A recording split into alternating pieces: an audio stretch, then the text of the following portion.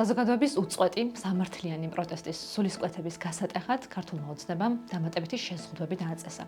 თითოეული ახალი შეზღუდვა პასუხია პროტესტის იმ ფორმებზე, რომლებიც წინააღმდეგობის მოძრაობამ გზადაგზა შეიძინა. ამ ვიდეოში მოგიყვებით ცვლილებების შესახებ, რომლებიც ქართულმა ოცნებამ 2 დღეში დაჩქარებული წესით მიიღო და 7 თებერვლიდან უკვე ძალაშია.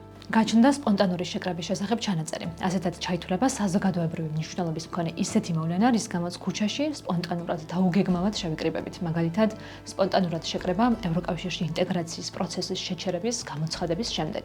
სპონტანური შეკრების დროს ორგანიზატორს ადგილობრივი თვითმმართველობისთვის შეტყობინების გაგზავნა ევალება. ასეთი წესის დარღვევა გამოიწვევს დაჯარიმებას, ხოლო უფრო ძვირი სწორედ აქციის ორგანიზატორს დაუჯდება. ალბათ გახსოვთ სტუდენტების პროტესტი თბილისის სახელმწიფო უნივერსიტეტში, სამხატვრო აკადემიაში, პროტესტი იუსტიციის სახლში ან თუნდაც სავაჭრო ცენტრში. ამიერიდან კანონის შენობაში პროტესტის მისი მესაკუთრის წერილობითი დახმების გარეშე კრძალავს. საპროტესტო მოძრაობის რეპერტუარში მალევე დამკვიდრდა მარში.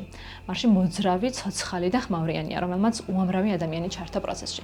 საპროტესტო მსვლელობებმა ქართულ ოცნებას დისკომფორტი შეუქმნა. იგი ცდილობს იმის მარწუხებში მოქცევას და უნდა ვივარაუდოთ, რომ ხალხის გადაადგილებისთვის დაბრკოლების შექმნა სწორედ ამიტომ აკრძალა. გაგახსენებთ ბოლო ინციდენტს ბათუმში, როცა ზეამაღლობელი სოლიდარობის აქციის მონაწილეებს პოლიციამ კარვის გაშლის საშუალება არ მისცა. პოლიციამ მონაწილეებს კარავი წაართვა, თუმცა ჟურნალისტების დაჟინებულ კითხვას თუ რომელი მუხლი საფუძველზე მოიქცა, ასე პასუხი ვერ გასცა. თუმცა დღიდან უკვე გვაქვს მუხლი, რომელიც ფორმალურად აქციის მონაწილეებს კარვის გაშლას უკრძალავს, თუ კი იგი საფრთხეს უქმნის შეკრების მონაწილეებს ან ხელს უშლის პოლიციის მიერ საზოგადოებრივი წესრიგის დაცვას. რაც შეეხება პროტესტის ლოკაციებს, აიკრძალა ხიდების, გვირაბების და მნიშვნელოვანი სატრანსპორტო კვანძების ბლოკირება.